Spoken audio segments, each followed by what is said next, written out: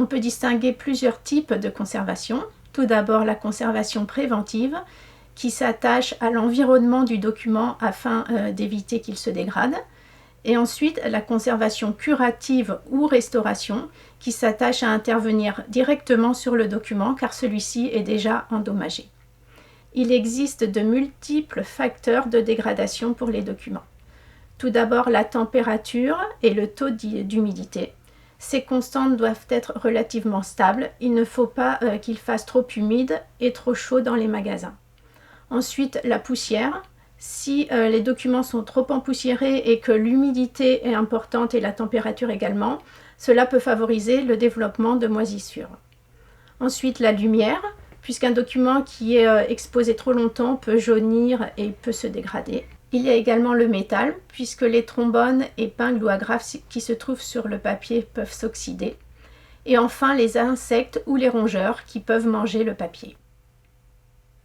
Afin de protéger les documents, nous pouvons intervenir de plusieurs façons. Tout d'abord sur l'environnement, puisque régulièrement nous vérifions les conditions de température et l'hygrométrie dans les magasins à l'aide de petits appareils qui s'appellent des thermohygromètres. Cela nous permet de vérifier s'il n'y a pas de brusques variations de température ou d'humidité. Ensuite, nous allons intervenir directement sur le document, puisque nous allons enlever tous les éléments métalliques qui se trouvent sur le papier. Nous allons dépoussiérer les documents à l'aide d'aspirateurs, de pinceaux, de brosses ou de microfibres. Ensuite, nous allons conditionner ces documents dans du papier neutre et des boîtes neutres. Ce sont des conditionnements qui ont une résistance un petit peu plus longue au feu et à l'eau.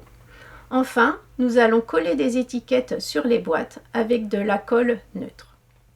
Si les documents sont vraiment trop endommagés, nous faisons alors appel à un restaurateur spécialisé qui va prendre en charge le document et intervenir sur lui afin qu'il ne se dégrade pas plus. Un autre moyen de préserver les documents qui sont souvent manipulés ou alors les documents qui sont difficiles à manipuler, c'est de les faire numériser et ensuite de communiquer au public uniquement la version numérique.